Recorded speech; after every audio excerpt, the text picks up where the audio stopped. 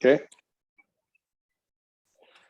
Hello, this is Professor Santa Ana and Dr. Tom Beach. We are very lucky to have him as our speaker today.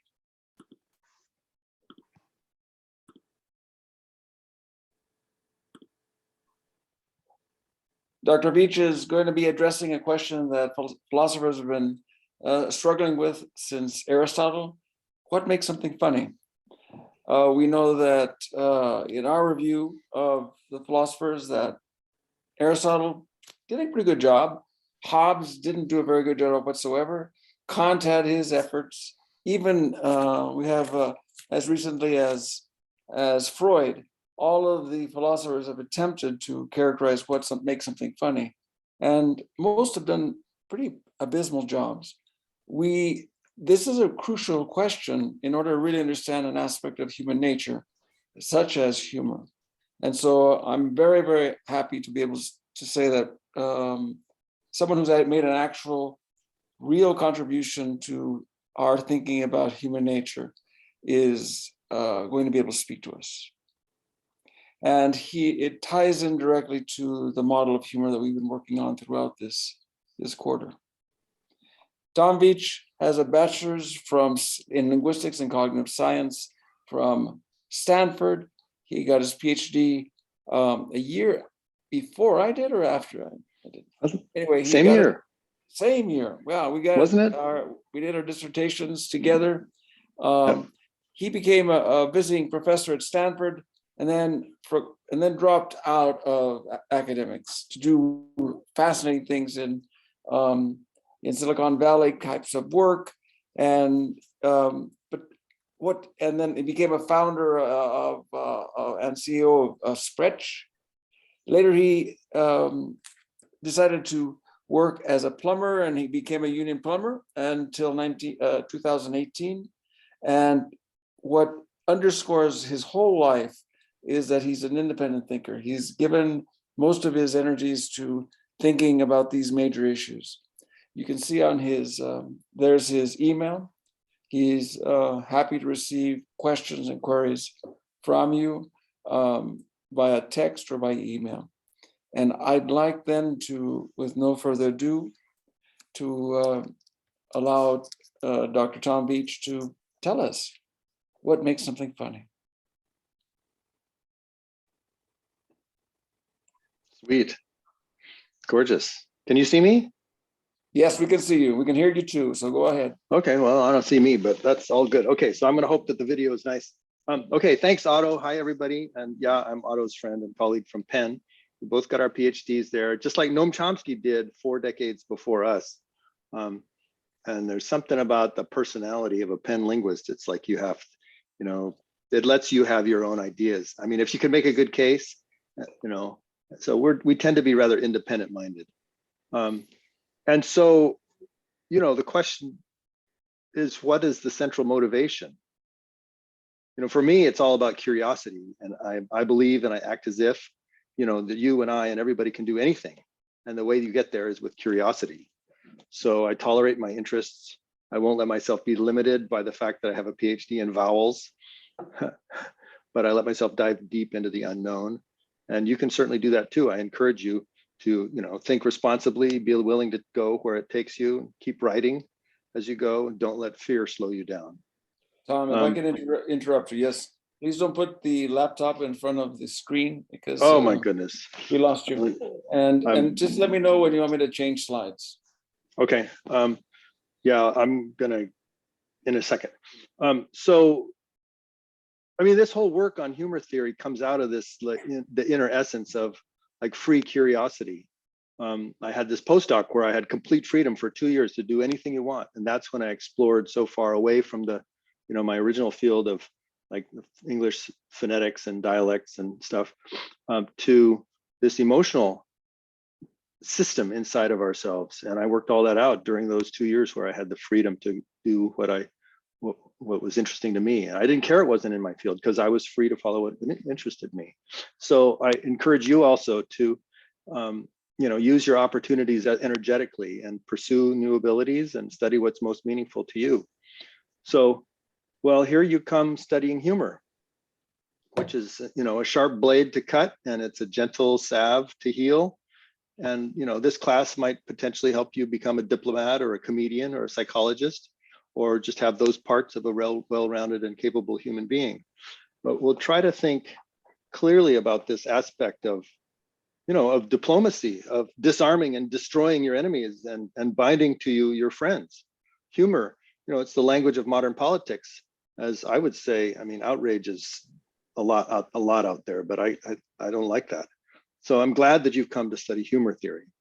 And let me say one thing before I start. Really, my aspiration is for all my people to succeed. If you're in this class, that makes you my people now. So you're qualified to talk about almost anything with me. And so, just remember, Tom Veach's door is open. Okay. Now, next. Okay, here we're at the title. So Otto, thank you for giving me a chance to come perform my duties as the avatar of the N+V theory. It's kind of like a meme capture. I mean, I'm captured by it. I struggle against it, but it's a bit like being Abraham himself on the mountain. Mm-hmm. I mean, I discovered this thing in about 1992 or so. And since then, it's like, I mean, who's the boss? It's the master, I'm the servant. It's been my job to serve it by showing what it means and what it's good for and what it's like, by arguing against false and partial counter theories and giving analyses of alleged counterexamples. But I struggle also because I'm a scientist. I'm not just captured by this idea that I think is so great. I'm also sincerely trying to fight on the side of its enemies in this war of ideas. And your job as a scientist is to find the strongest counter argument you can to try to break your own theory. Find any way that it's not true, if you can. If you can't break it, then hey, that's how you get a really tough theory. Or else you do break it, and that's forward progress. Suppose you had a terrible idea, but you expressed it clearly, and someone could clearly disprove it. That would be progress, So that's what we try to do, is beat on these theories and try to find, understand their implications, try to figure out how they might or might not be wrong or right. And I'm still waiting for a counterexample.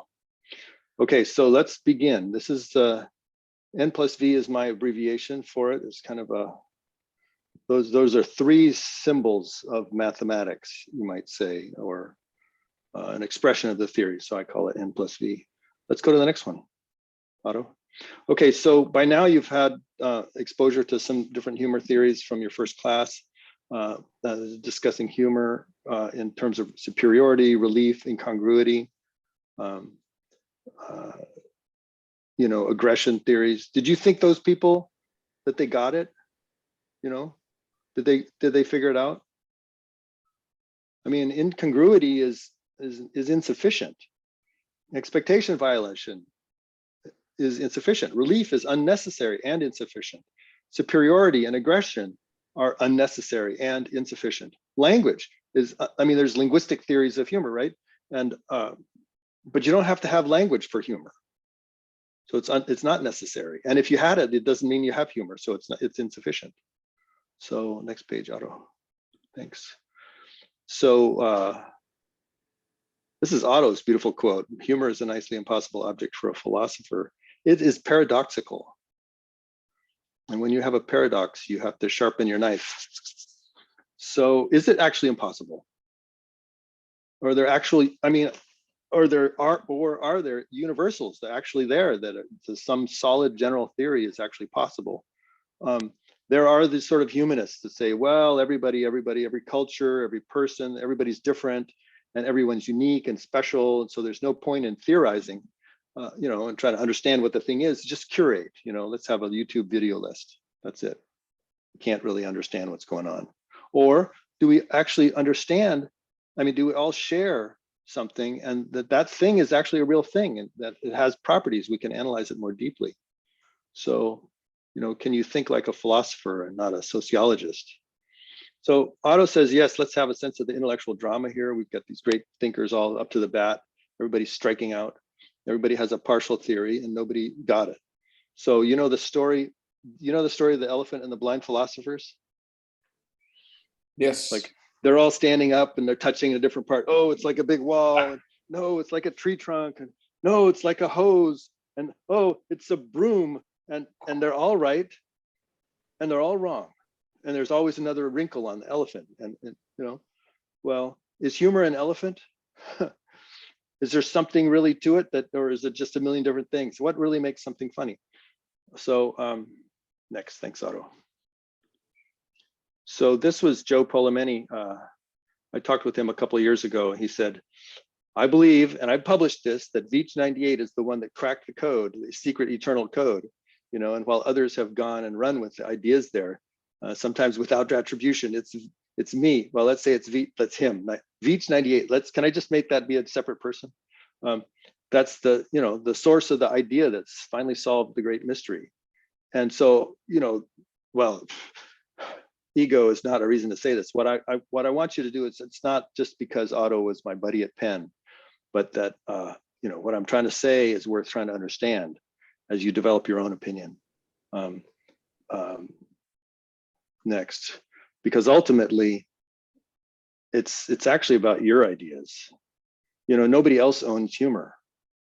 Your laughter and humor perception are sincerely your own, and if you are open to thinking about it, then your thoughts are your own. And your own idea of what makes something funny belongs to you too. So yes, you have the right to your own theory, and your job is not to agree with me, but to have your own opinion. And to me, I'm actually humbled by this. I just came across it, and I found myself to be like the first infected individual, so the first educator. So I'm just hoping you'll dive into it with me. And I want you to feel intellectual responsibility. If it's your own question, you'll get to figure out your own answer, and that's what it's about. Next. I will say it's naturally fascinating.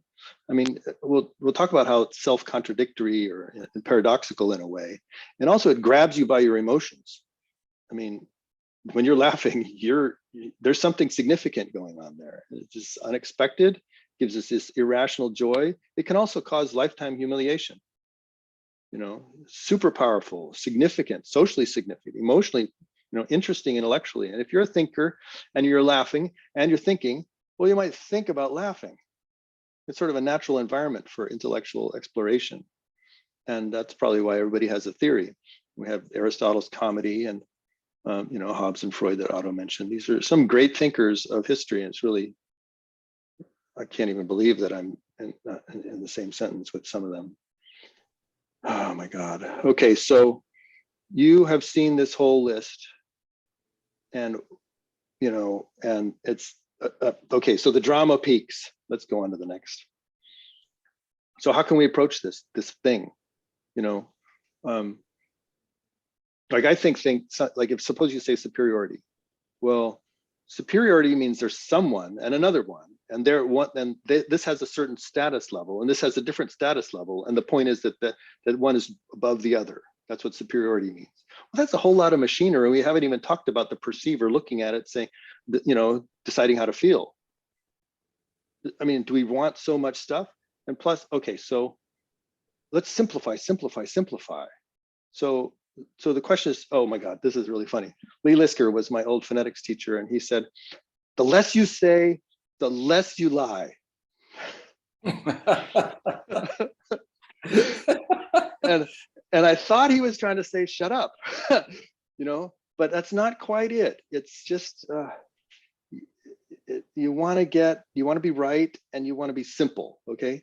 So, and my PhD advisor, Mark Liberman, the great, he said, well, suppose the world thinks that there's these two, or you somehow think there's two different things, but you find a way to look at it at this angle, and it's actually one thing.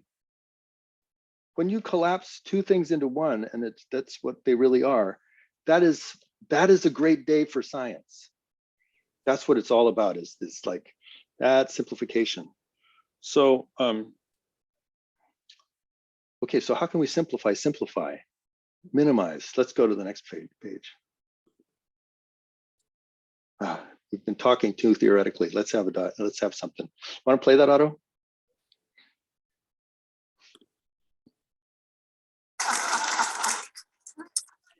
The audience, this floor right here, are what are they? They're first responders. All the audience right here. I don't see video, Otto. Do you have it? Yeah, it's here.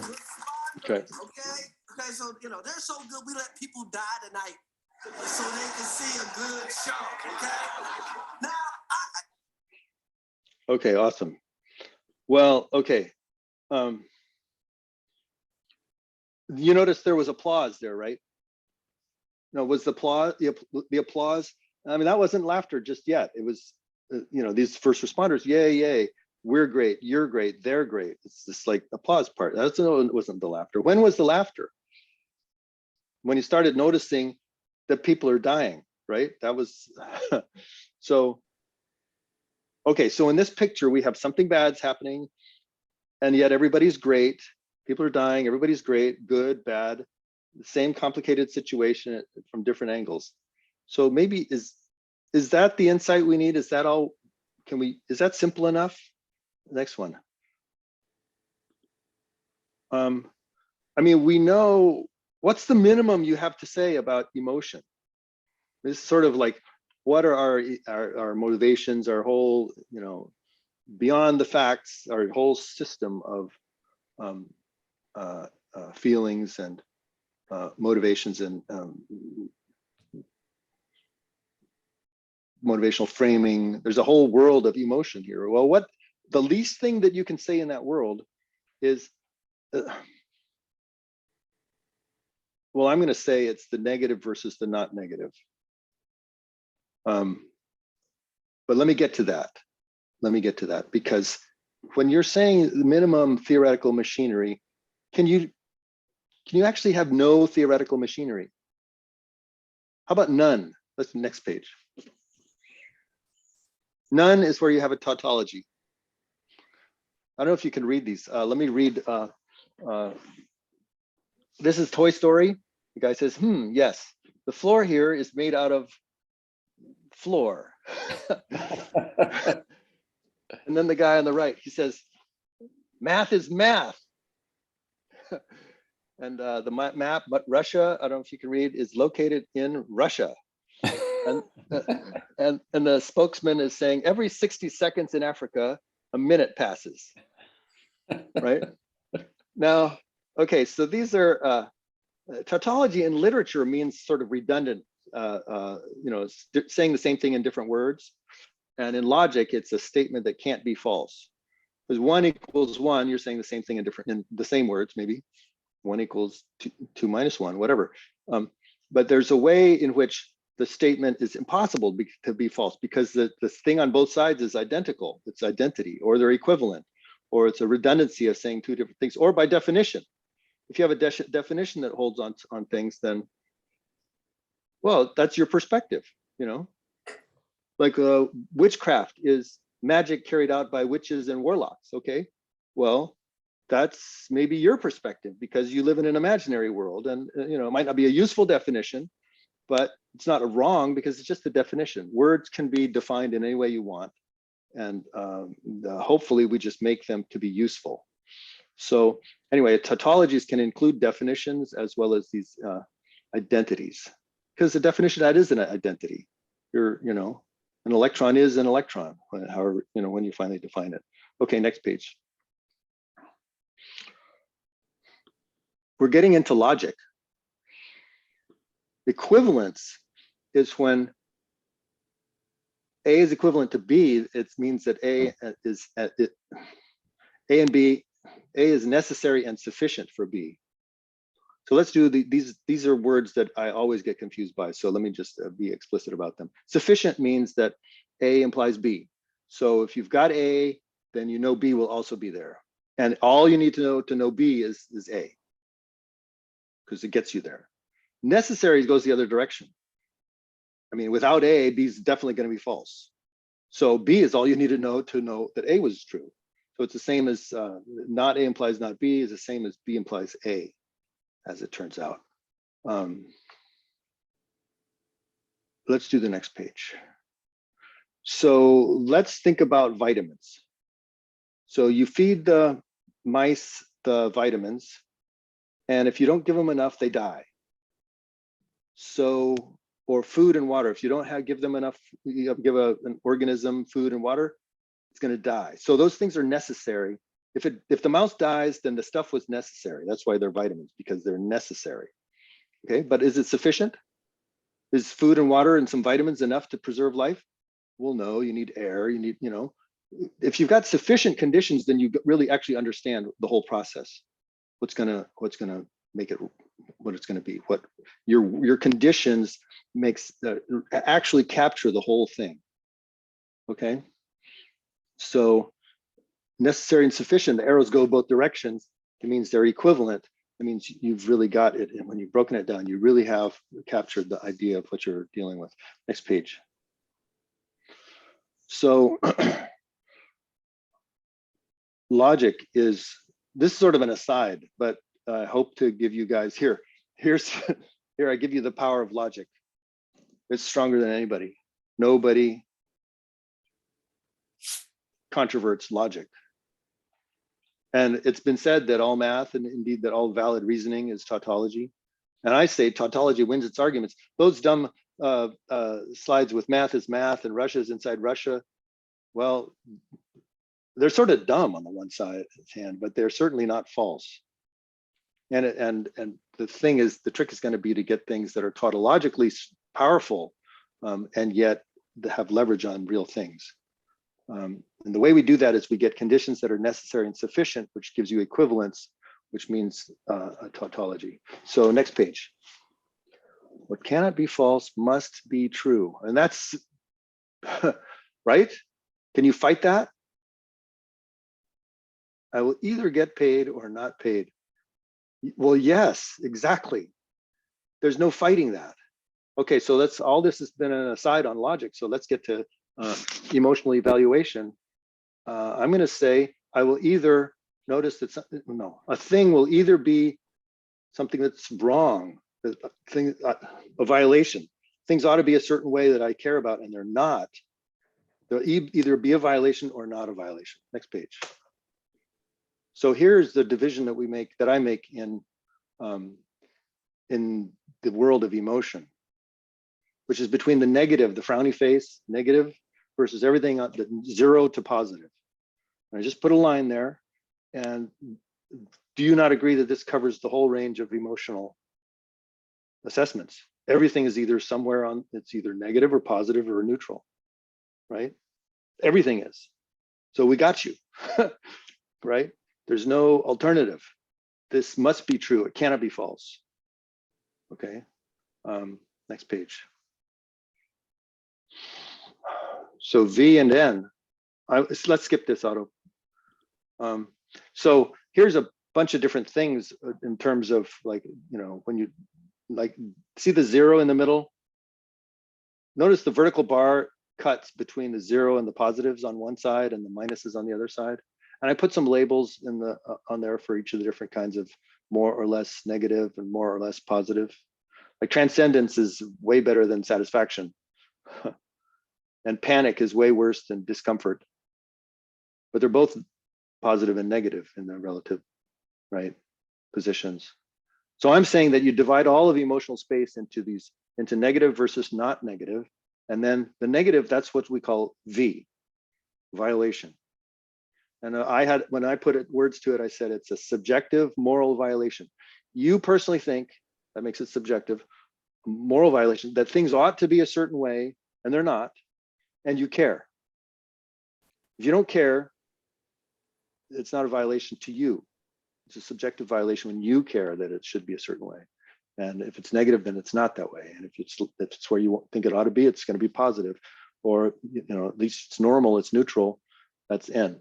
On 0, I mean, neutrality and calmness and steadiness, these features of unremarkableness are not negative, right? Okay, so N is the normal, by which we mean neutral to positive. Some people like to say benign, and V is the things that are on the minus side. Okay, so go ahead. Does that make sense to you? N is things on the plus to neutral, and V is on the minus. It's a very simple idea. I mean, take any emotional response you have to anything. Can you assess that it's negative or positive or neutral? You ought to be able to. That's the claim. Okay, and it's tautological. Like that's hello. That's the whole. You take a knife and you cut the range at here, and then there's stuff over there and stuff over here. That's all the choices. There's no other choice. Okay, next. Questions, Otto? Do you have any? So this is the total theory, right? That there's what is the relationship that we're talking about between N plus V? Can you characterize that? Because we now know the difference. Right. So sure. Let me. How can you state? How would you state what makes something funny in terms of N plus V?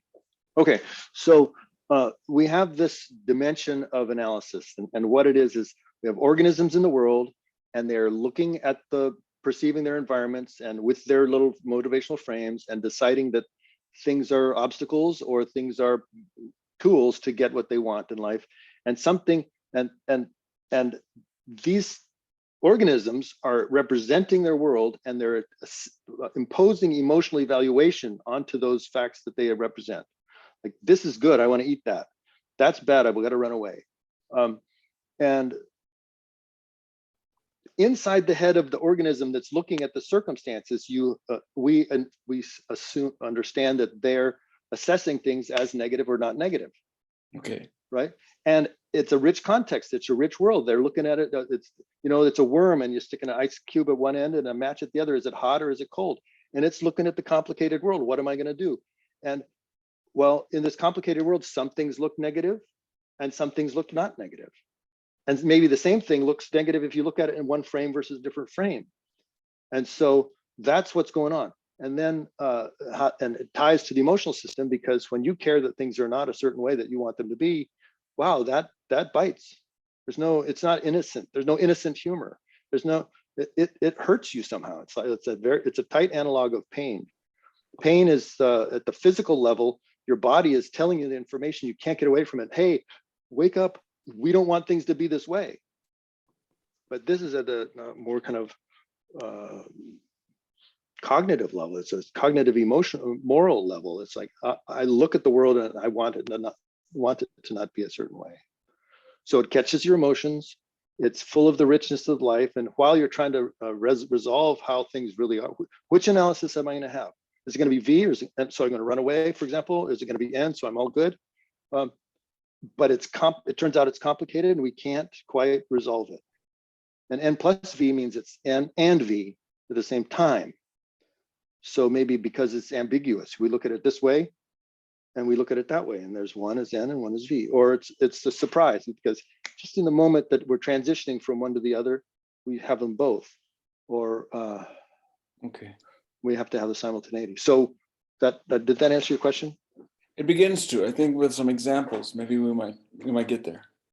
Right. Or for the rest of us. Yeah. Ready? We got lots of examples. Okay, let's go. Okay, Kumail. Whoop.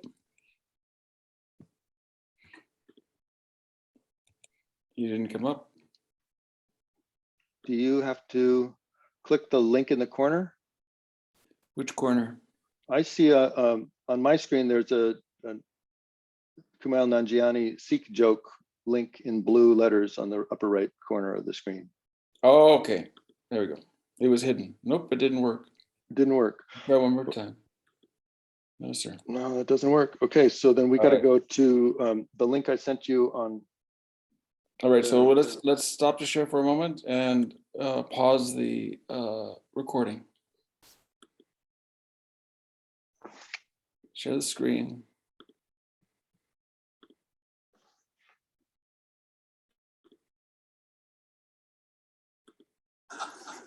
Sikh people get attacked all the time for being Muslim. Spoiler alert, they're not. But they're brown and they wear turbans, so people attack them for being Muslim, which must put them in such an awkward position, because they're like, I'm not Muslim, not that you should attack Muslims. But if you're looking to attack Muslims, which you should, I'm not one. There is a Muslim right over there. unless somebody's definitely getting attacked, in which case, get it right, which is wrong.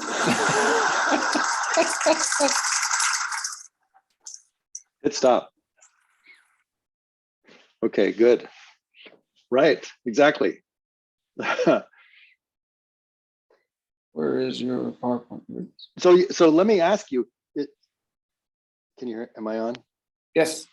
Okay, so is it neutral or is it positive that Kumail's Sikh victim should avoid being killed by these attackers? Yes, you mean? You can answer. I mean, I'm going to say it doesn't matter. Yeah, that's We right. just, right? Because we just need something on the non-negative side and then something on the negative side, right? So attackers killing this guy, that would be bad. Oh, at least you didn't kill me, that's good. So N and V. So the perceiver, that's us looking at it, view the situation as a subjective moral violation. It's according to us, that makes it subjective.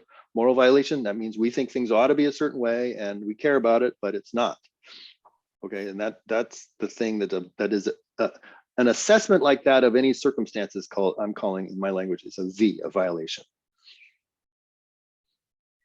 And what's a V in Kumail's thing? Well, he said at the end, it's not okay, right? V. It's not okay means not N, right? It means V. And they are opposites to each other. Okay, so then, and the N part is, well, N means not a violation. That is to say normal or benign, neutral or positive, but not negative. And that's, well, I'm kind of repeating myself, but don't forget plus. The N+V has this plus in the middle, and the plus is like a little T for time, for simultaneity. The N and the V are at the same time, okay? So if you have N and then V, that's called becoming sad. If you have V and then N, that's called feeling better. But if they're at the same time, that's called humor. Okay, so that's according to the N+V theory, which is, you know, maybe you'll find an example where it's not the case. Let's Okay, go. so repeat that again just for our sakes, so the people can take notes. That Yeah. last, yeah. So What did I say? in a nutshell, the N+V. Yeah, okay, so you have these, the organism is looking at the circumstances, you know, contemplating them, thinking them, they're in them, and they think things ought to be a certain way and they're not. And so it's a violation from that perspective. And then they think, oh my God, actually, this other perspective, things are okay. I mean, at least neutral, but maybe positive, but they're not negative, right? Yeah. And yet both are the true at the same time. And I'm my little emotional calculator in here is trying to figure out how to feel about circumstances. What's my analysis? Which one, you know, is it N or is it V? Well, this is persuasive. Well, that's persuasive. Well, so at the same time, they're both, until you resolve it. Once you resolve it, maybe you're mad or maybe you're happy. But during the time that they're both still live in your and persuasive to you, then that's called simultaneity of the two perceptions. So. Okay, great. Thank you. Sure. Next. Next. Sure. Let's go to the next one. Or you have something to say? Well, I was going to go back to Kumail. You know, Okay. Did you notice the huge laughter when he pointed at the moment that he pointed to the Muslim on the side? There's one over here, right? Right over here. Well, that's like the moment. I mean, just at the moment, you're still thinking they're going to kill him. Oh, but they'll kill this guy. That's good. It's bad. That's the moment when, you know, these things can go up and down in moments, and people laugh at a certain time and not at others because of that. So is it bad that the Muslim should be killed? Bad that the Sikh should betray him? Good, at least neutral, from the Sikh's perspective, that he not be killed? You know, survival is non-negative. That's the key. Okay, so if we can rely on this NV thing, then we can define the whole theory. You got organism, there's complicated circumstances, N analysis, V analysis. Oh, they're both persuasive. Okay, then well, guess what? Then I would say that then you get disinhibition. The emotional system stops being regulated by how you think things are, and because you're not sure how things, you don't know how, you're contradicting yourself. You have no analysis. So it's, let's go, because it has no idea. So then out comes this unregulated flow, and you laugh hysterically and the eyes get tears, and you roll on the floor and you lose facial comportment. People think you sound like a horse, and you lose memory, and you lose sense of time, and all kinds of things. All the benefits and physiological things that come with humor occur. It's like it's like you're down regulated all the time, and this makes you undown regulated.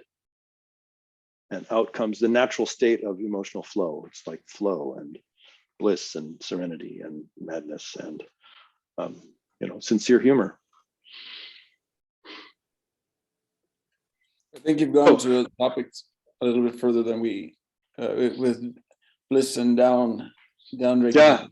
Yeah. I'm sorry. That's in another talk. We can talk about that. Well, but of course, humor. I mean, theory of humor. It's a psychological theory. It's not about the facts and circumstances of the external world.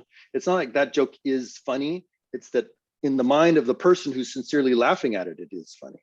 And we're talking about what's going on inside people's emotional evaluation systems, their hearts, their minds, and they're perceiving humor. Okay, so that's what I want to say, and then let's go further.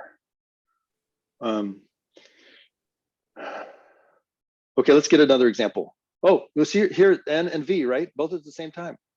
Is it possible that something be both?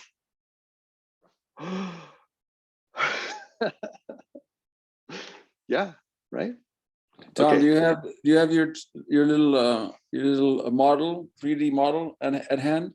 I do, but it's not at hand. It's on Okay. my kitchen table. Sorry, but yeah. Okay. I 3D printed this thing, and you can take an N projection in one direction and a V projection in the other direction, and it's one thing, and yet it's N and V. And if you look at from well, there's no third direction in the emotional universe, right?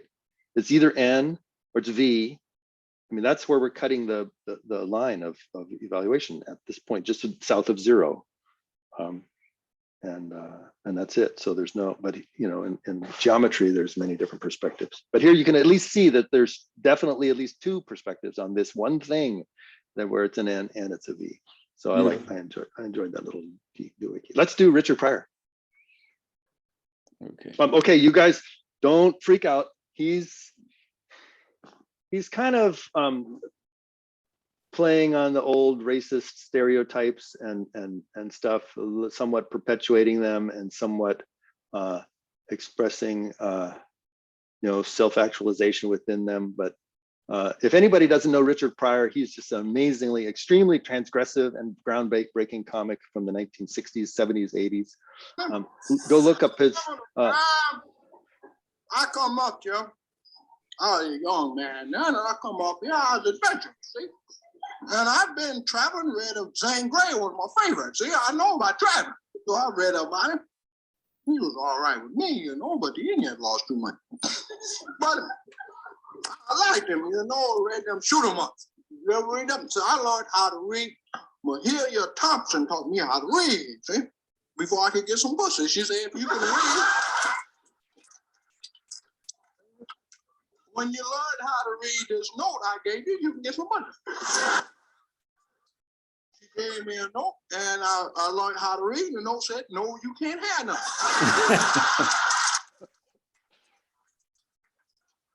That was the first thing I ever read, Took me 2 years to find out I couldn't get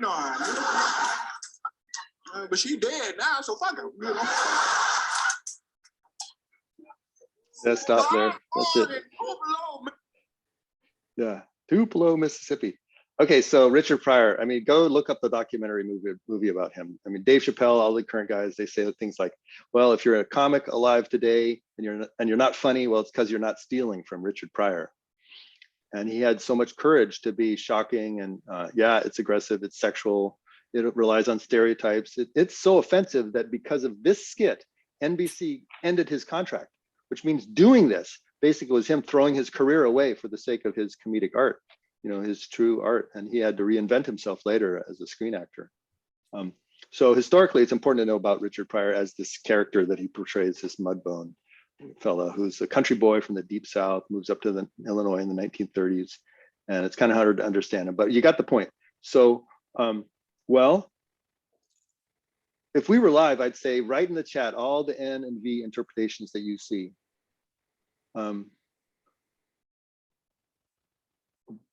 But we're not. So next page. I'll write down, here's what I wrote. Here's what I thought. So it's normal to want to read. It's okay to learn to read. It's a good thing. He wants to connect with Mahalia. That's a good thing. Mahalia is clever. That's a good thing. Mahalia found a way to motivate Mudbone to learn to read, despite having to take 2 years to do it. And that's a good thing from any perspective. It's also a good thing that a person that has a low motivation be disappointed. If you want to go and steal something and you're disappointed, well, that's a good thing, right? And also his anger has a certain righteousness. I'm righteously angry. And there's from that perspective, his perspective, it's right to be that way. It's good to be that way. Well, on the other side, well, violation. Well, these are negative things. It's not good to not be able to read. It's not good to be not able to read at the age of sexual desire. He doesn't know. I mean, right? And then no, you're not getting any. He doesn't like that message. That's a bad message from his perspective. And he has been deceived, and he doesn't like not only what he probably wouldn't have minded being deceived if it was the better message, right? But and his desire is frustrated. That's bad. And then these other things at the very end. Mahalia, she's dead. That's not good, right? His aggression towards Mahalia, that's not good. Being angry, well, angry is not a positive. I mean, it can be seen as a positive thing, but basically we think angry person, oh, that's negative. Cursing, negative. So there's a ton of V's and N's in this. And and maybe certain ones hit at certain instants.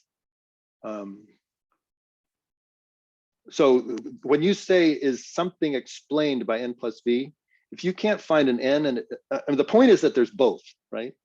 So if you can find a circumstance where there's one or the other, but not both, then that's a counterexample. But here there's lots of both. So I'm happy. Next. Excellent. No, before we go to the next one, I want to interject. For those of you who have not attempted to, in the students who have not attempted the 3 or 4 examples that Tom sent to us, this is what he's looking for. He's wanting a characterization of what N is and what V is at the same time for each of the examples of potential humor. And if as he says, if there's no N or no V, then there should be no humor. Right. Okay. So that's just that's a little aside for the students who are. And the other thing is, if it's not funny, haha, then for you should not be having the analysis, right? If you think something's not funny, you might not really have a V and N interpretation both at the same time in your head. That's what the theory would say. Funny and not funny, gets them both. Sorry. Thanks, Otto. That's it. That's the core. Okay, so that's what, yeah, we kind of asked this question. Let's go next. Did we miss yours? Probably missed a bunch of them. It's okay. It's for them to think through. So Otto asked this question, why do we laugh? And it's because it's pain, but it doesn't hurt.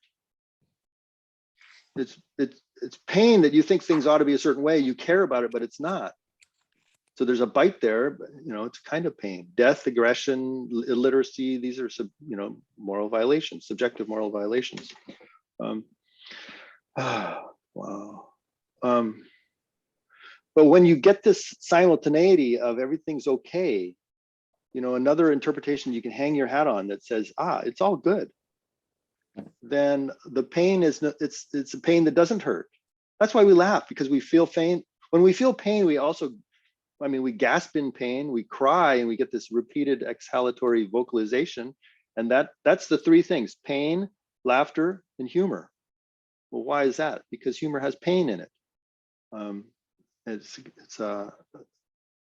Okay, so that's why we laugh.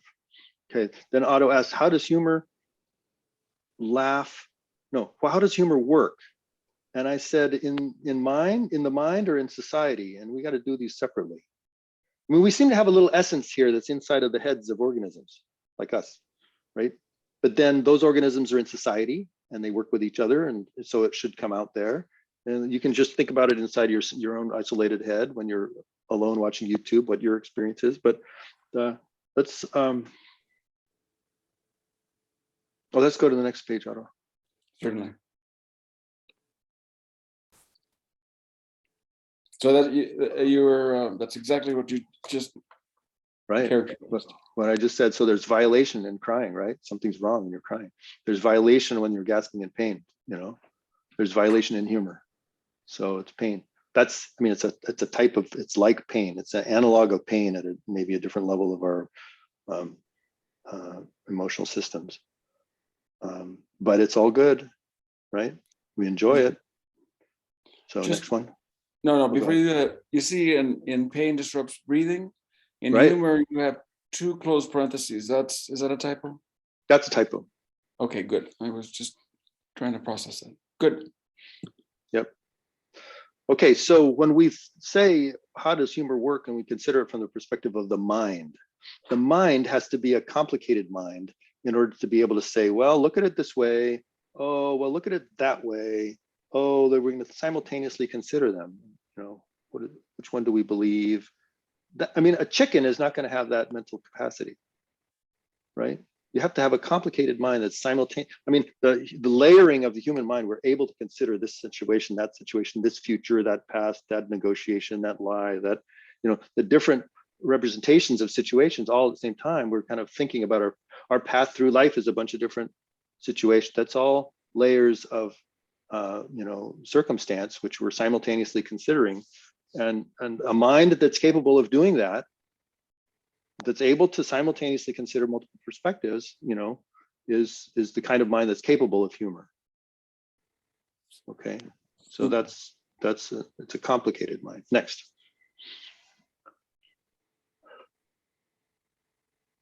Oh yeah, remember tautology?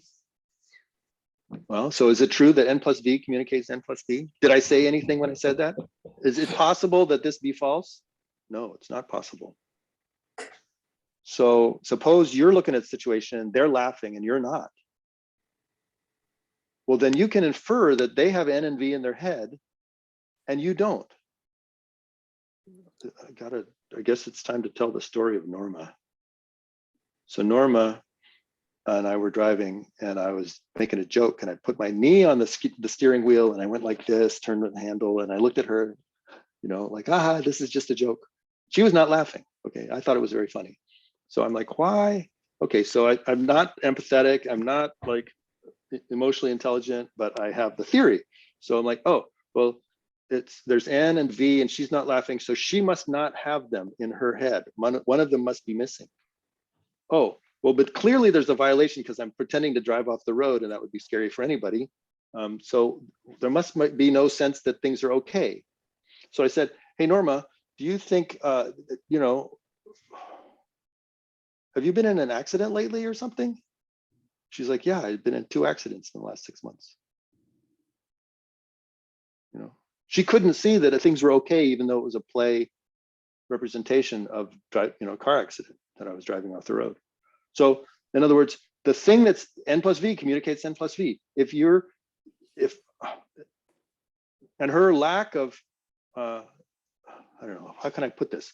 The theory says these ingredients should be there where the people are laughing. And so if you have a difference between one person laughing, one person not, and they've got the N+V, and they're communicating that they think everything's okay to that other person. I'm laughing at you. I think it's okay that you're responsible for some violation. It's all good by me, haha. Well, then the recipient says, that person thinks they're laughing. They have N and V in their head. They think I'm the person responsible for this terrible violation. And they think it's okay because they don't care about me, right? So that's all that is communicated just by the nature of the event. Super. Okay, let's go on. Yeah, humor, how does it work in society? Humor is definitely reveals social change. Old people will laugh about things that we don't understand and vice versa. You know, it's what's in controversy nowadays. Everybody's always shocking. The younger generation is always shocking the older one, and the younger one is always thinking that's funny. Humor can be political. It's big in the news if you don't communicate, like the, Colbert, political humor. That's the only way that anybody can tolerate political discussion nowadays is through humor. Comportment. The reason that comportment is in here is because a lot of the violation that we find is that people are attached to the way that they present themselves in public, right? They, like, for me to have a big piece of spaghetti sauce on my shirt would be a violation. I want to present myself properly. And when people, there's a lot of effort into holding your face right, and and we're attached to these things. There's, like, if a little kid grabs your your lip and pulls it, then that's a violation. And everybody, and this is my a scenario like that was very funny too, that I'm remembering. So comportment is a value, a moral value. People care about how they present themselves. And when you don't comport yourself right, that's a violation that people do care about. That's Goffman's FaceTime, face work. Sure. Yeah, right. Next. Thanks, Otto. This is awesome. Okay. So Tom, now get on. This one. Yeah, this is dog and bag. Let's go back. Let's go back one. Yeah, I'm sorry. So you remember Bad Bunny? Yo perreo sola. Yep. There's lots of violations there, right? That fella, he is representing and asserting that these are not violations not for me, not now, not anymore. He's communicating through he's pushing our morals in a certain direction, and successfully so. So these are some of the morals of proper comportment, currently in controversy. Bad Bunny is making a political statement that, hey, this is okay to be flamboyant and all this. That's what we're talking about. So the current social spectrum of moral universes are revealed by what people are laughing at and no longer laughing at. I used to think that's an excellent point, because we've been addressing the issues of violations of different groups of people's sensibilities and their values throughout the class. Right. Maybe it's not okay anymore to say that some downtrodden group is to be downtrodden. But maybe it was okay from a certain group's perspective in the past. And so now social change in history has moved forward. Yeah. So I would say evolutionarily, let me talk, can you put my screen on for a sec? Beg your pardon? Just me? Yes, you're back. I'm back. Hi, guys. Can you see?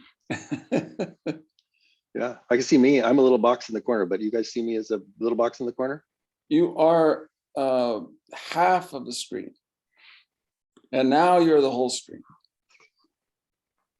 So nice to be with you guys. Humor is the coolest thing ever. Like, if you make it's like being a pizza delivery guy. When you come to the door, everybody's smiling. When you're talking about humor, it's all good. Okay, so humor. What about in evolution? People have asked this question. Oh, Veach, you didn't talk about evolution in 1998. Well, okay, so N+V occurs in a social species, so it occurs communicatively and socially. And guess what? It tells people everything's okay. Isn't that N+V communicates N+V? If you're all nervous and then somebody is able to tell a joke and lightens the atmosphere, everything's okay, guys. This performs lubrication when we laugh together, or if we're laughing at somebody that misbehaved, it's a moral communication that we all laugh and we share the same sense of what's a violation, what's okay, what's not okay. And it does group alignment in case somebody needs to learn what everybody else's moral systems are, right? This is a very powerful social tool to get everybody on the same page morally. Like, oh, this is a violation, that's not a violation. We've got to get, but right on the same, like a comic that gets people to laugh together. That's genius work, because everybody has to have the same assessment. This one situation, you can look at it in two ways.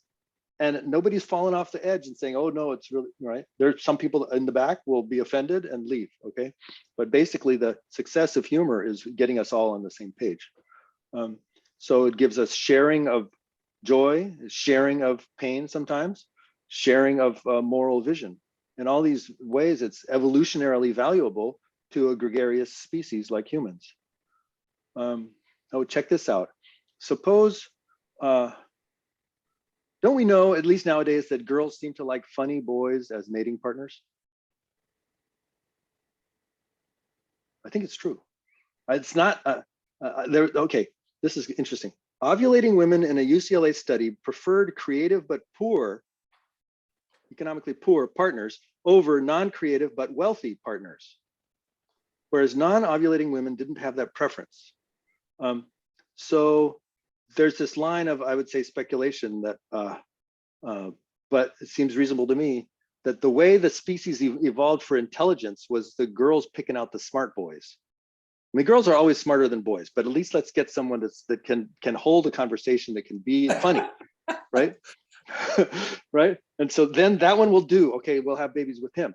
And this is a powerful selection mechanism to drive from bonobos, Australopithecus, Homo erectus, Homo sapiens sapiens, and our intelligence has gone up. Why? Because of female selection on males for being funny, which is a proxy for being intelligent. Actually, it's more about emotional intelligence, but that's part of intelligence too. So after 50,000 generations, since we domesticated fire and made everybody sit around it in the evenings to be part of the in-group, probably we did a lot of joking and laughing around the fire. And that's my vision of human evolution, sort of the positive side.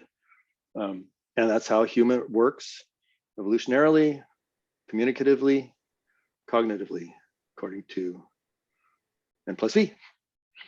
Okay, next page. Let's go back.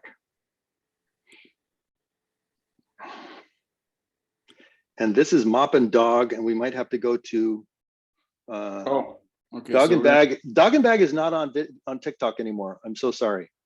All right. There are some dog. Yeah, let's do. You can go to the talk videos page in your browser, and do dog and mop. Something happened here.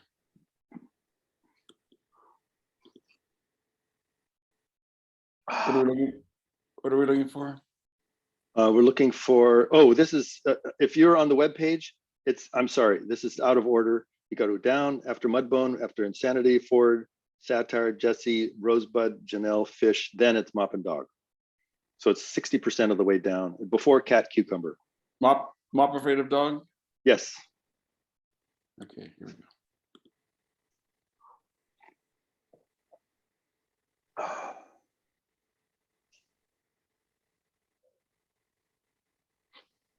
What? Try again later. No. Wow. Are you inside of Zoom or? Well, do you want to do Cat Cucumber? It's the same principle. Do the next one. Right. Cat Cucumber 1, how about?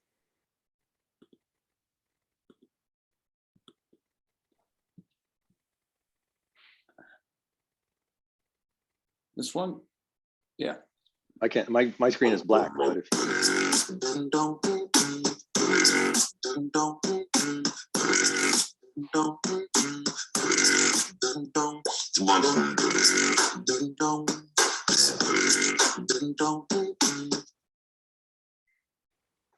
That was that funny? Otto, was that funny? That wasn't, you didn't smile. You didn't even crack. I was preoccupied with the next slide. I'm sorry. The next slide. Okay, well, okay. So here we are looking at the cat, and the cat is the.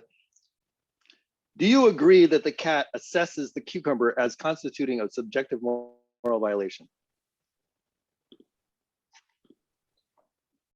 Oh, I'm sorry.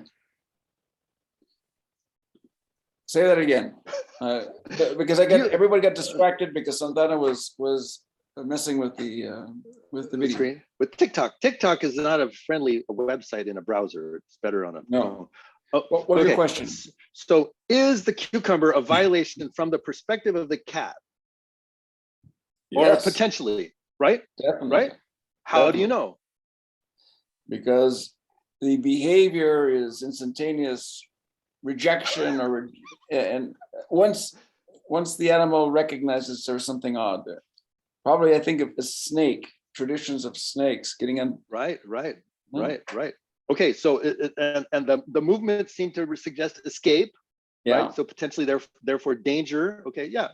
Okay, cat considers it V. Okay, now what about us? Now we're looking at it, and we're like, okay, it's a cucumber. What's the big deal,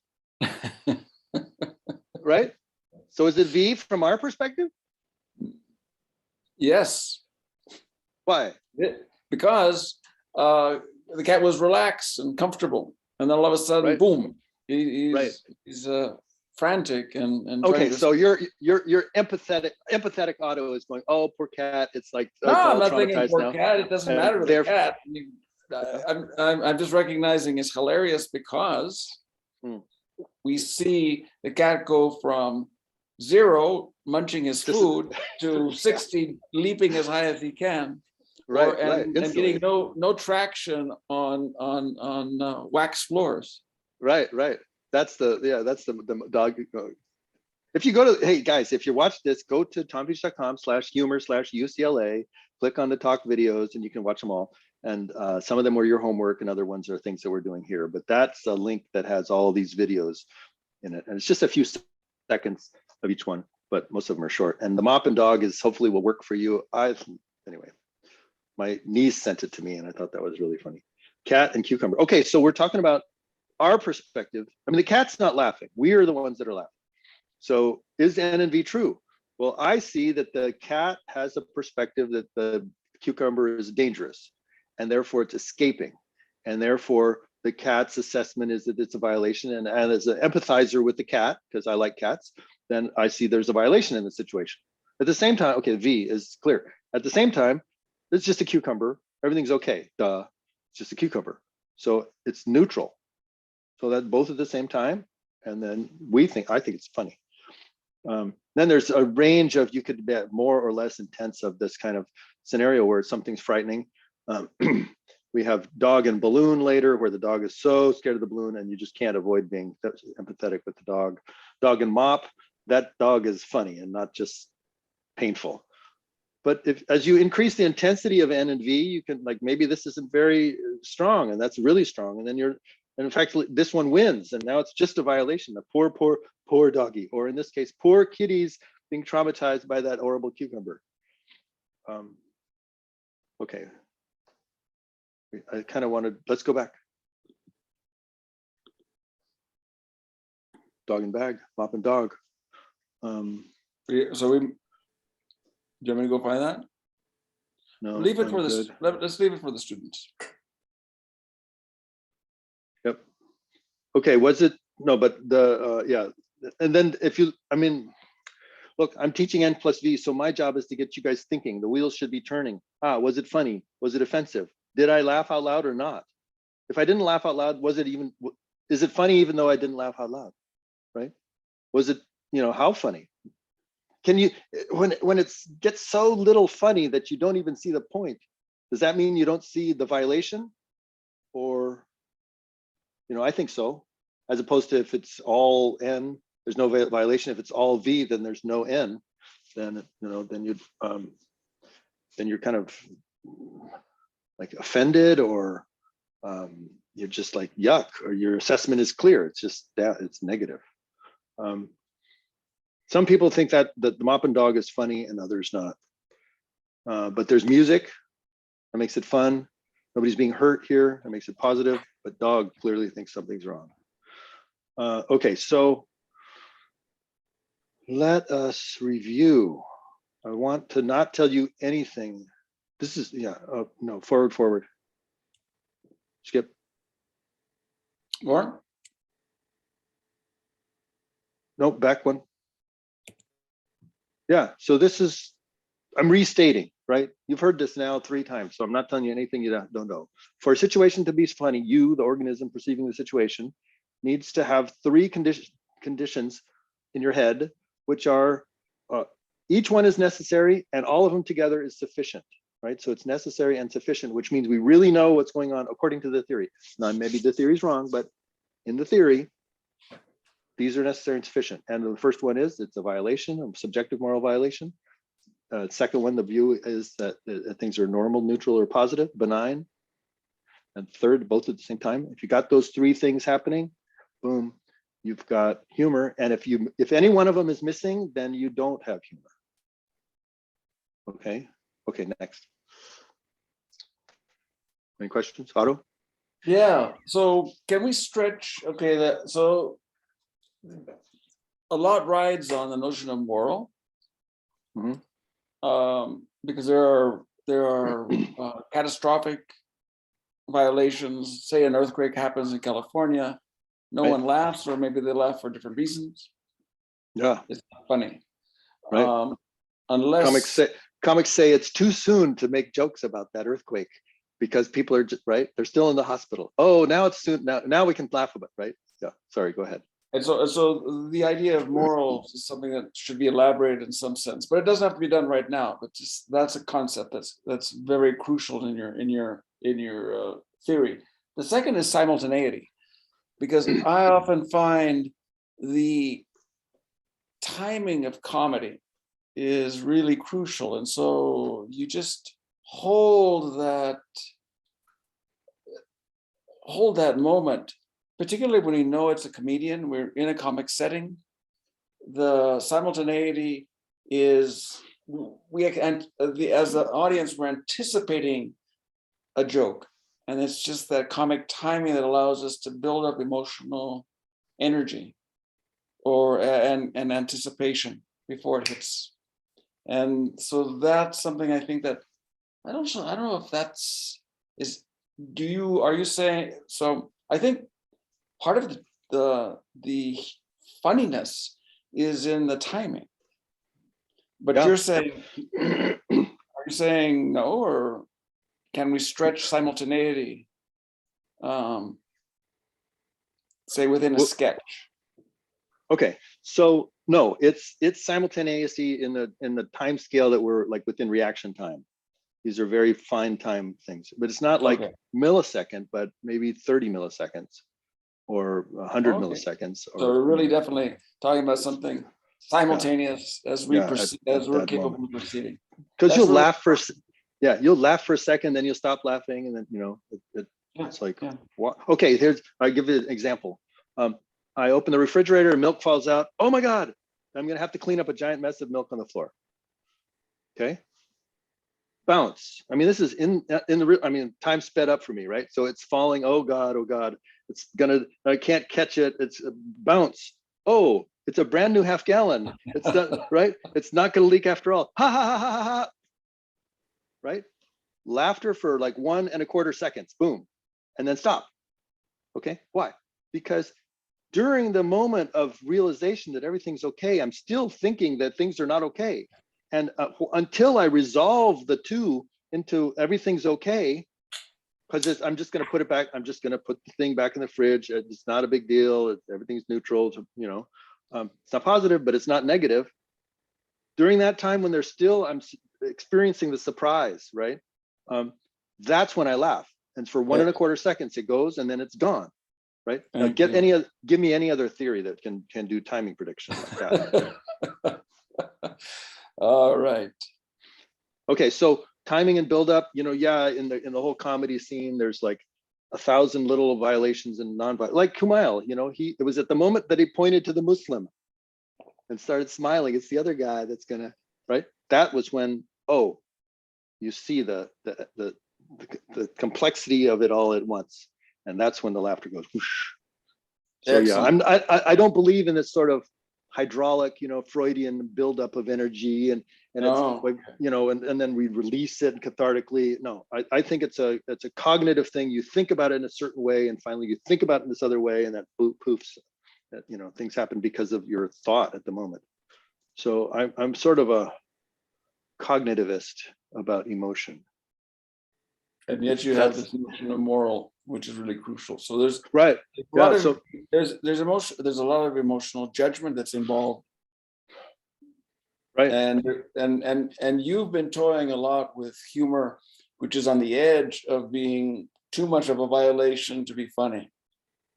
The example of the balloon, I guess, that right. students may see. Let's let's do an example. Can you go to the video page? I will. And then go to the last one where it says nervous laughter or relief laughter question mark. Here's the balloon. Yeah, there, this one. This one here, it's a TikTok. Oh, So, sorry. Okay. That's okay. We're going to do it. Ready? Yep.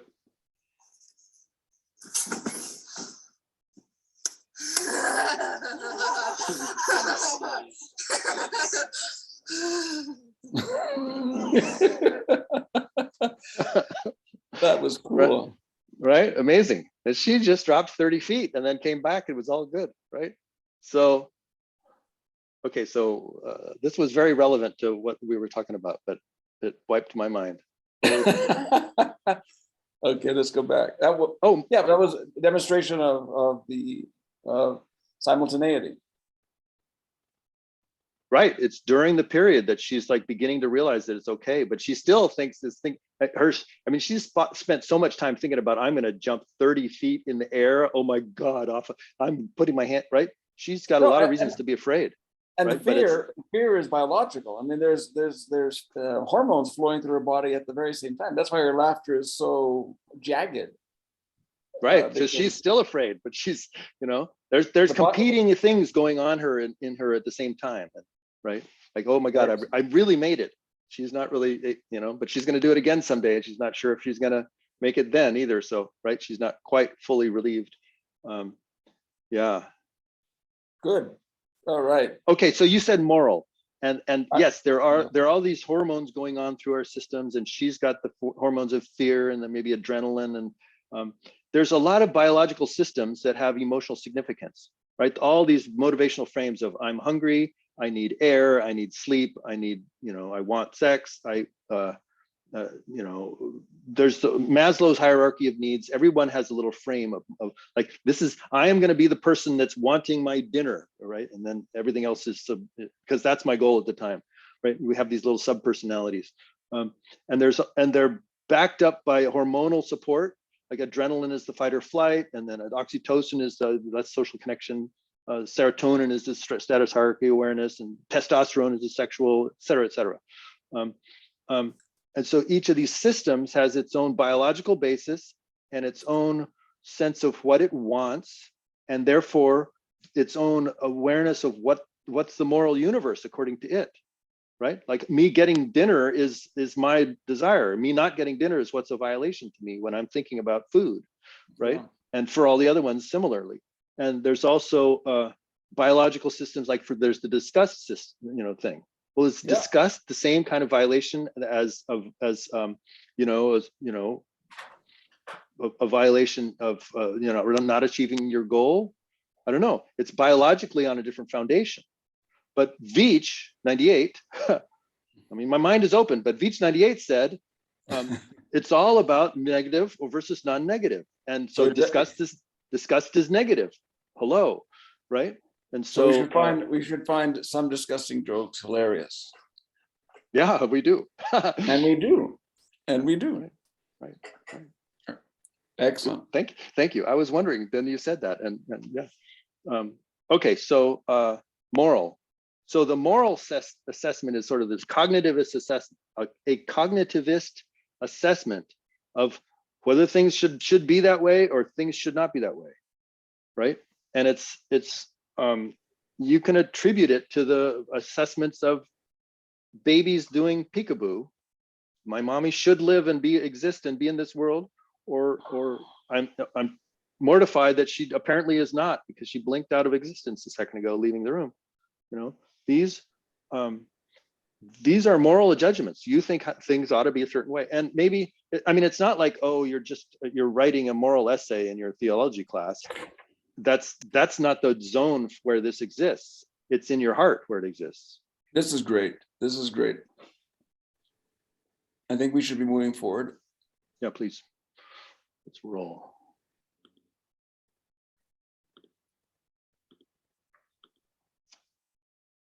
Oh, this is a great example of a tautology. That slide kind of almost went with that one, but here's system versus environment.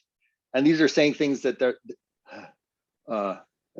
if you just make the distinction, system versus environment, then now you say, well, the system is what it is, it's the system, and it's not the environment, and the environment is what it is, and it's not the system, right?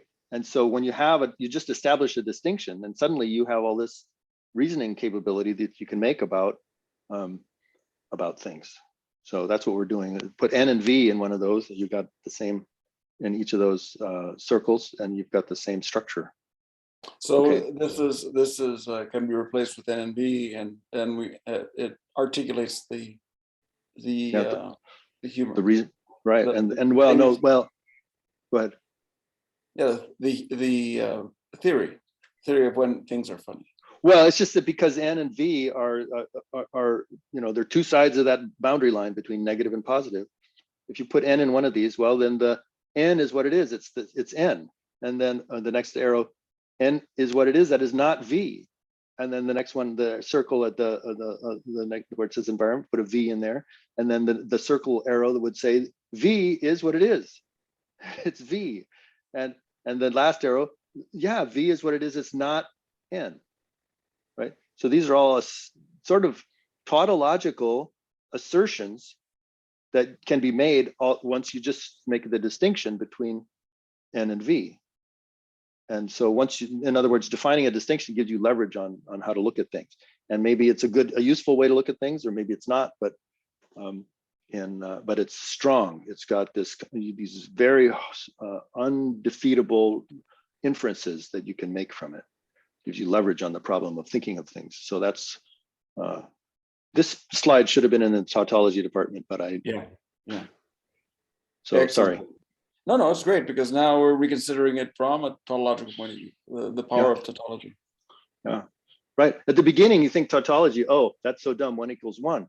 But then at the end, you go, oh, F = MC squared, or E equals, you said F = MA, and then you go, oh wow, there's a definition in there, and oh, it gives you power, the power of science. Okay, so necessary and sufficient, remember those? Necessary means you got to have them. The conditions need to be met.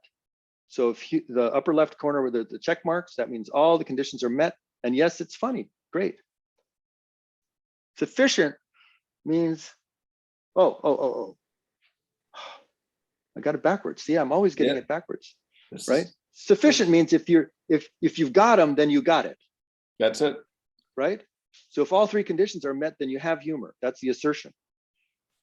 Right? So if anything, so the theory makes the claim that in the universe of the world, then if you've got humor in a circumstance, if you've got all three conditions in a circumstance, then it's going to be funny. And what is that? Because it's the perfect joke in the world? No, it's because they're met in somebody's head. Okay. That's called, tell me, Otto, necessity. I always get confused. That's sufficiency? Yes, sufficiency. If you got them all, then you got it. Yeah. I gotta go back to first principles all the time. I mean, I'm not that smart. Okay. Now, if anyone is missing, that's the second row. Well, they're all necessary, right? We said necessary and sufficient. Each one is individually necessary. Any one of them is not there. Well, but it's necessary. Okay, then it's not going to be funny. That's how we reason. So these the two rows are sufficient versus necessary, and you should find that humor occurs in the case when you've got them all, and does not occur in the case when you don't have them all. And so that makes this a really strong theory, and it lets us teach logic in the midst of talking about humor, and it's kind of amazing. This is so simple. Okay, go ahead. Politics versus truth. We had a conversation once where we were talking about, well, what's true? I mean, didn't you tell me that previous students said this theory is too abstract? I'm sure they must have thought that. Well, it's very abstract, yes. Right. No, but the point was that we can't characterize something universal unless it's abstract. And so, but fair enough. They took the notion of abstract in the sense of being something which was vacuous or removed from reality. So abstract in the sense of something which does not characterize everyday behavior. But the whole point you have here is that in our emotional cognitive framework, that we are able to we're operating with a very straightforward system, and you characterized it. It's something which should cover all the humor and identify what is not funny for an individual or for a group. Yep. Well, my comment on the abstraction, well, this is, it came to my mind looking at this slide, because you have this little schema which says you have an N and you have a V and both at the same time. Craig, that's very, it doesn't say nothing. It says something very specific, but it can be ramified in every different kind of way, because what's N is a million things. What's V is a million other things, right? Yeah. And you can pack those into a circumstance or a New Yorker cartoon, or the moment that you're laughing, you see a video, and wow, the details of every circumstance, there's a gazillion of them, right? Better be, because our emotional systems drive our whole, motivational effort. And as animals, we have to follow our motivations to survive. And if it's really important for us to follow that. And we're a billion. We're billions. And we're billions. So I don't mind that it bleaches out all the detail, right? It should bleach out all the detail. And when you see a particular humorous circumstance, then it'll be full of detail. And it's those details you're looking at it. Well, that makes everything okay then. Oh, golly, that's terrible. Yeah. This was not. That was that student. It's not these students right now. So I think you're going to be much more comfortable. Well, all good. So sometimes another thing that I've noticed is some people will think that humor there has to be a right analysis, right? Like that joke was fun. Oh, that's not funny, mister, right? That's not, well, actually the world is a big place, and there are many heads in this world, and each head has its own model of the world in the world, right? We're all representational organisms, and there's a lot of photos in that iPad. There's a lot of ideas in this head, and your head has a different set of ideas, and it's okay. Those all exist in the real world. And so, right? And so I'm good with the fact that there's no such thing as a true analysis of a circumstance unless it happens, unless it applies to that person. Right? That's right, a singular analysis. So it's very, subjectivity is important here. People might think. I'm sorry, we're jumping over each other. The other thing that people have criticized you with was that you were your theory was underdetermined. But it has to be underdetermined to be general enough, to capture both the individual responses to a potentially funny scenario. Well, like for example, let's take Hobbes and superiority, or sudden relief at the realization that I'm superior to that person. Well, that's taking N+V in a specific circumstance where you're okay and they're bad. They're being hung by the neck until dead. And that's a time of great laughter and celebration in the in the 1700s, and when people would go to the fair and bring their picnics to watch the hanging. Well, let me give that complexity of I mean, if you add the detail in it, you get to in a certain way, then you get superiority. If you add the detail, then you get aggression. But but those are all not necessary or sufficient, or you can add language and then you get linguistic humor. But was it necessary? Was it sufficient for humor in general? No, in that case it worked, it helped. But I think this is the right level of abstraction. That's the point. That's the point. Yeah, very good. And if I'm wrong, give me a counterexample. There you go. Good. So, which I'd love to have a counterexample. Okay, so let me fire the PowerPoint again. By the way, I was recently, my biggest fear of counterexamples was with disgust. But this very conversation, I don't feel like that's to be afraid of anymore. No, I don't. Okay, Yeah. let's go on. More questions, comments? So I think, are we near the end? Pretty close. Okay, because the other question that comes to mind, you touched on with linguistic humor, because one thing that Right. is puns. Right. Puns are, for, people love them, and other people just find it not funny whatsoever. And so, but it's quite interesting because it's just the people who are focused on language, who, or especially those unintended puns that become embarrassing, that strike us as being hilarious. People just love puns, but I've known that you don't care very much for puns.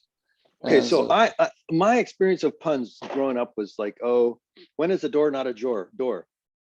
When it's a jar, right? And everybody, the thing about a pun has always meant that the person who's doing it feels a sense of cleverness and pride in their ability to pack two things into a form, maybe from linguistic. A pun is a linguistic ambiguity thing where you can read the same sound sequence in two different ways, for example. And they think they're clever. You're their friend, so you have to pat them on the back, say you're very clever. But there's no such thing as a thigh slapping pun, and everybody groans when there's a pun. This is a pun sub Tom. It's the one that I could think of. Then I heard, oh no, punning is very hilarious in Mexico City or Buenos Aires or something where there's sexual innuendo.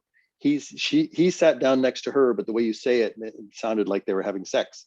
And then so you can say something innocent, but it's actually very contentious. And then it's like, wow, and all the teenagers would go wild, right? So it becomes flighting. People have contests. It's the same thing of like your mama jokes. Right. It's a verbal competition for people's sharing comedy. Yeah. Right. Well, the pun mechanism though is this linguistic ambiguity, and for some kind of humor, it can be very little, where it's not very funny, and everybody just groans and they pat you on the back, but then they don't want to have a lot of them. Or it can be very intense because you can use any mechanism to put two things in your mind at the same time. That gives you plus, that gives you simultaneity, and ambiguity is a primary way of doing that. And linguistic ambiguity is a great way of getting ambiguity. So puns, I don't know, go read Beach 98. I have a whole paragraph on puns because I hate them, but they're, I mean, joke analysis, we could spend, there's a million phenomena, and we can go on actually. And a lot of this talk is going on through more of them, but yeah, puns is definitely in the category. Can I say something about teasing? Well, okay, so one thing is we're pushing the limit of time, so I want to make sure that you're cognizant of that. Okay. Let's do teasing, then Abraham and Isaac, and then a request for more. Okay. Okay, so teasing. To me, teasing is you love each other and you express verbal hostility. And you that's can't different. do that, right? And then what do you people do teasing. How does it work? Well, my contention is that the actual expression in a tease is nothing but verbal hostility. However, the relationship is the context in which it occurs, and you know that you love each other and they love you. Well, or maybe you don't, because if you don't, then that tease it's verbal hostility, and then you're offended, right? Well, okay, so I think we've been talking in this class about teasing without that necessarily loving each other part. So it's more bullying. Harsh bullying, teasing. Right. Because that's the target of the tease has to recognize. There's right.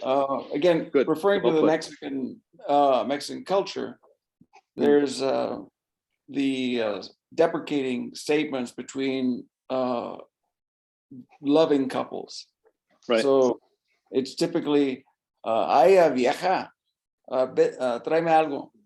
Right. Wow. speaking to a woman, calling her an old woman, and then you, Right. you know, and so she Yeah. returns the compliment Explicit hostility.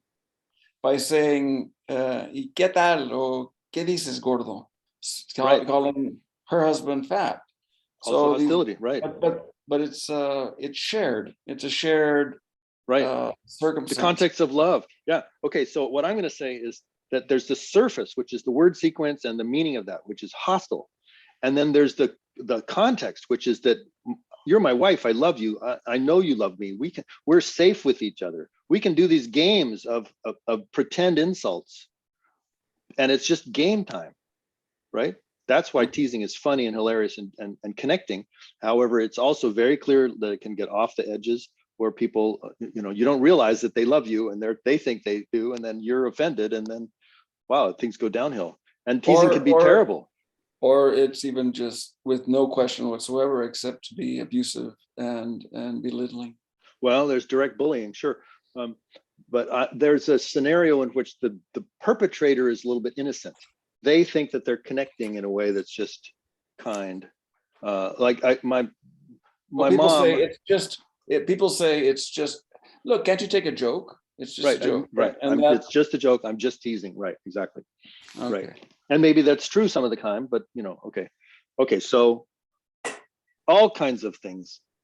I mean, humor is a whole world. So I feel like a little bit like, I mean, I get to this part of the talk and my throat rises and I get a little light feeling in my stomach because, you know, this theory is kind of like my baby and it is extremely vulnerable at this point.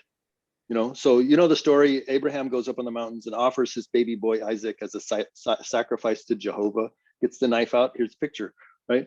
I feel like I offer up my baby here as a sacrifice to science. And Abraham, he got Isaac back right away because Jehovah got on the job and he spoke to Abraham within seconds and, you know, in time, right away out of the burning bush and said, no, I didn't mean it. Don't kill your boy for me. I'm just, you know, that's the story in the Bible. Whereas me, I'm still holding my baby out there 30 years later in case someone can find this right sacrificial knife, you know, which is a good counterexample, and just stick it in there. You know, it's a bit fraught, you know, but that's the job. I mean, truth is cold. It's a bit heartless. I mean, we're followers of Francis Bacon and we just can't believe what we want to, right? I love this idea, so therefore I have to believe. No, we have to not heartlessly, but bravely, with an iron will to do the right thing. You know, we continue. And counterexamples are solicited, okay? And there's two kinds. There's two kinds. It's not funny, but everything applies, or it is funny and something doesn't apply, okay? Send me email. Okay, now, none of that was really funny, I'd say. Well, you're laughing, that's nice, but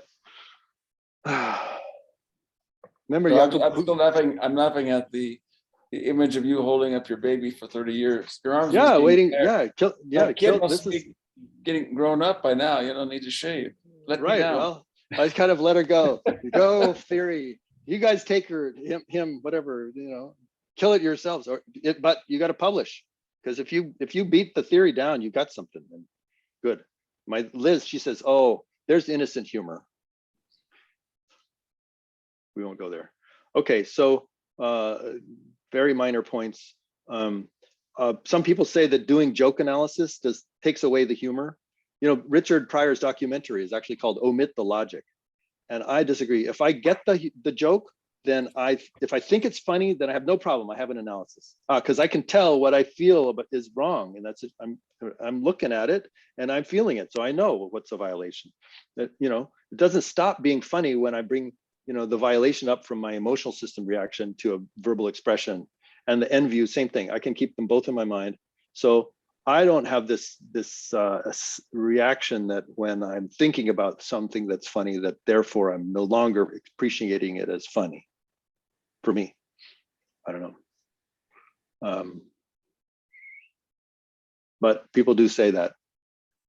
Maybe their emotional experience changes when they're trying to talk about their feelings, as opposed to look at something funny, and that would, I don't know. Okay, so phenomena, jokes, millions of jokes. Every joke, I have an analysis if I find it funny. What about you? Relief, laughter. Was she relieved when she bounced back on the top of off the trampoline? Some relief there. Certainly. We talked about peekaboo. Did we talk about peekaboo? A bit.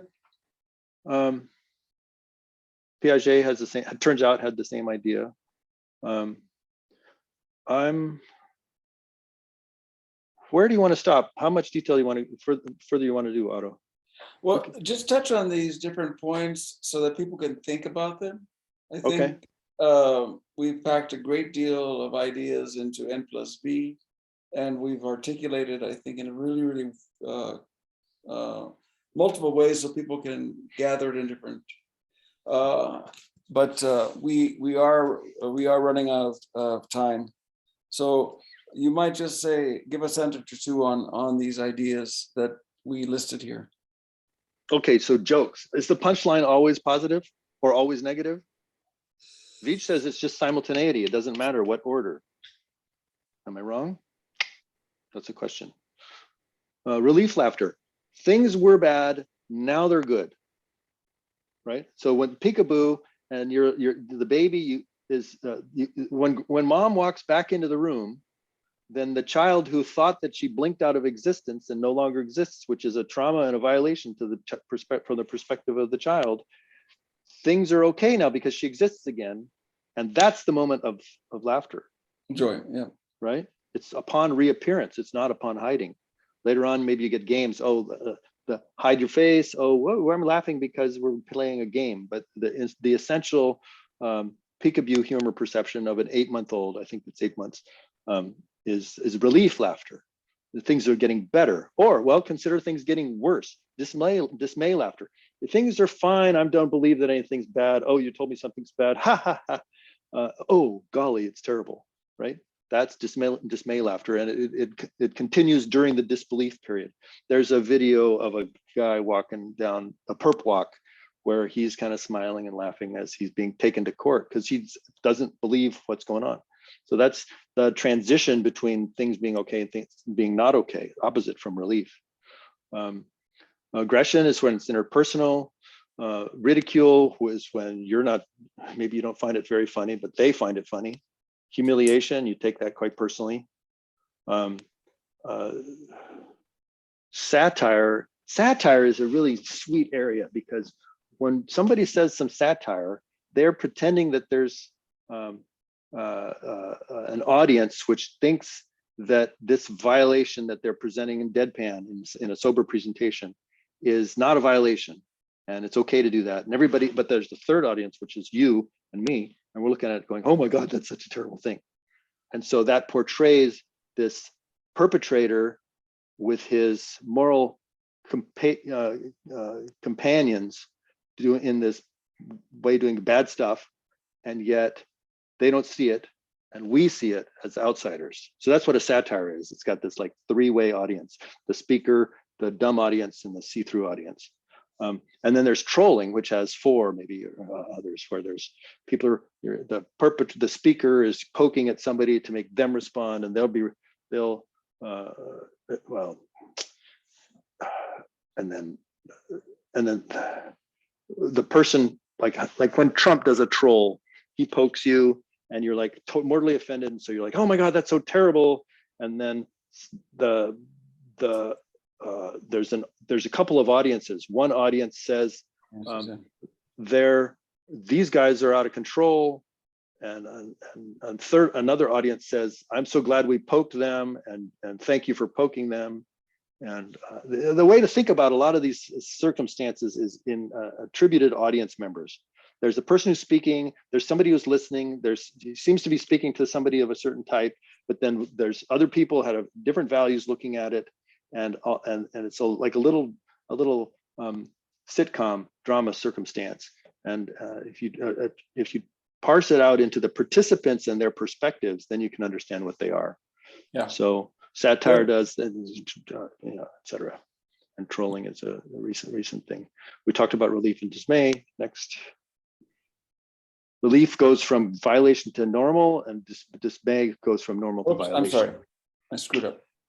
No, yeah, just you notice how the V and the N are swapped in the two different parts of the drawing, because you're going from one to the other. But when they both overlap, that's the time when you have relief humor or disbelief humor.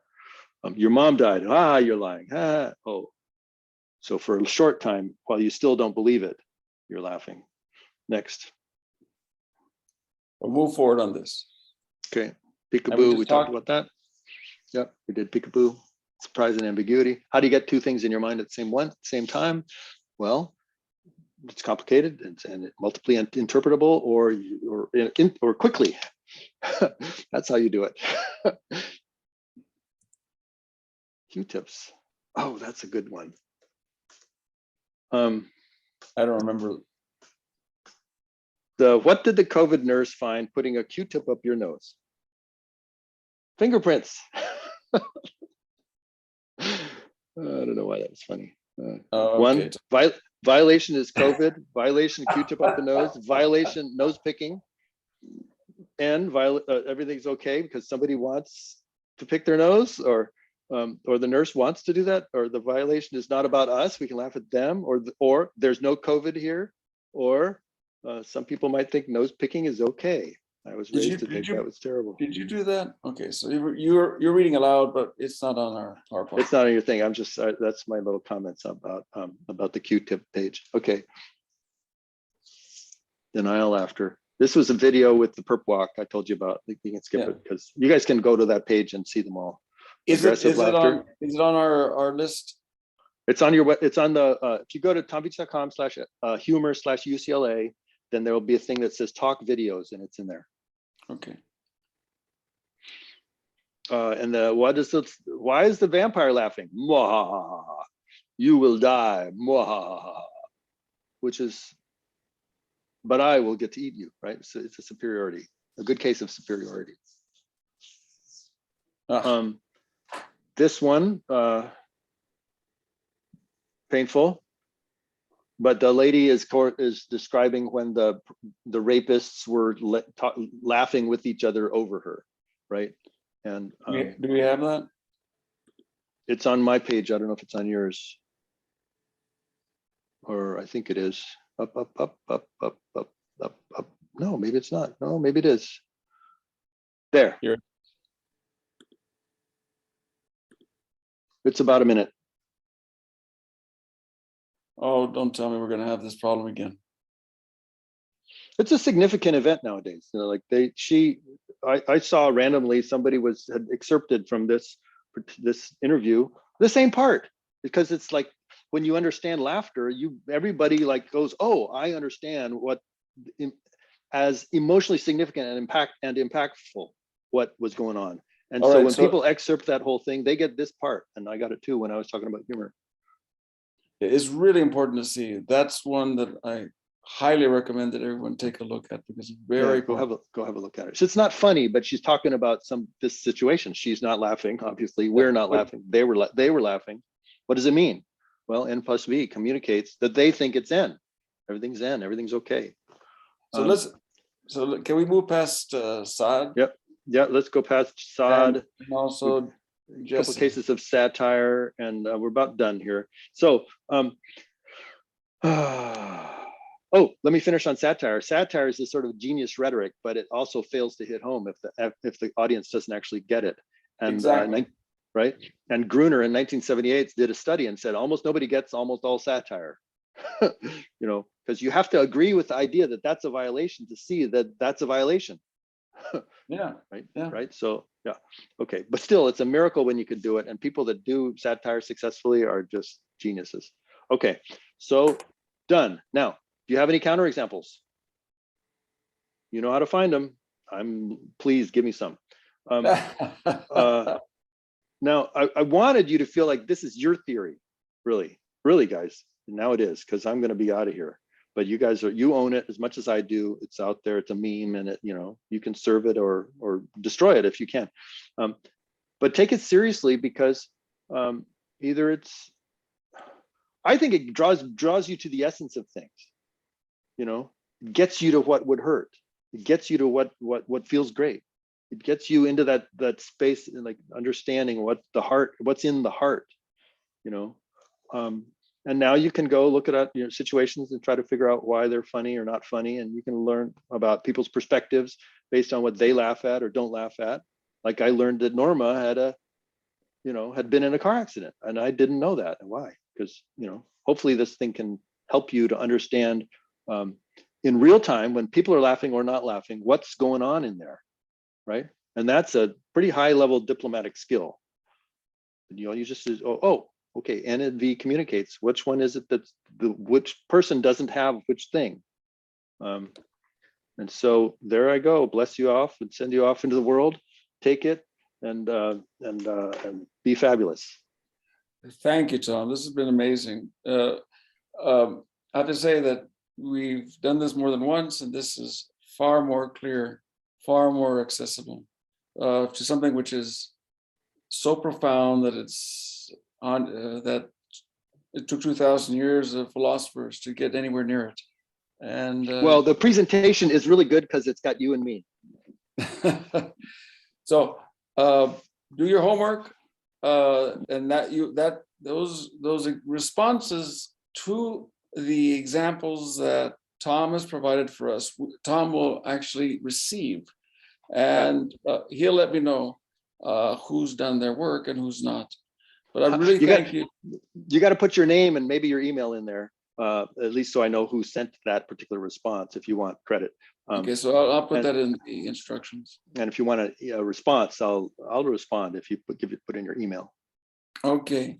Well, I very much thank you, Tom. And on behalf of my students, we really appreciate the time you've and the energy, mental energy that you've put into this over the years. Your baby is going to survive.